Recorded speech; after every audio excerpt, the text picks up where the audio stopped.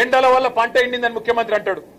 బోర్ల కింద ఎండిపోతే మాకు బాధ్యత లేదని బాధ్యత రాహిత్యంతో ఇరిగేషన్ మంత్రి మాట్లాడతాడు. మేము రాష్ట్ర ప్రజల తరపున, రాష్ట్ర రైతుల తరపున ముఖ్యమంత్రిని, ప్రభుత్వాన్ని ఒకటే అడుగుతా ఉన్నాం. ఇవాళ పంటలు ఎండినాయంటే దానికి మీ చేతగాంతనం కారణం. గోదావరిలో నీళ్లుండి, కృష్ణల నీళ్లుండి వాడుకోలేని తెలివి తక్కువతనం కారణం. చెరువులు నింపలేని తెలివి తక్కువతనం. పంప్ హౌజులు టైంకి స్టార్ట్ చేయలేని తెలివి తక్కువతనం.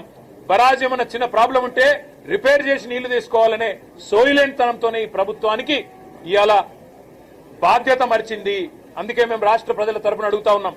ఎక్కడెక్కడైతే పంట ఎండిపోయిందో ఎకరానికి 25,000 రూపాయల చొప్పున వెంటనే ఈ బడ్జెట్ లో డబ్బులు కేటాయించి నష్టపరిహారం రాష్ట్ర ప్రభుత్వమే చెల్లించాలి. రాష్ట్రంలో లక్షలాది ఎకరాల్లో పంట ఏదైతే ఎండుతుందో దానికి ఖచ్చితంగా ఈ ప్రభుత్వం రైతులకు క్షమాపణ చెప్పాలి. ఇలా భూగర్భ జలాలు అడుగంటున్నాయంటే ఖచ్చితంగా దానికి కారణం ఈ ప్రభుత్వమే. చెరువులు నింపకపోవడం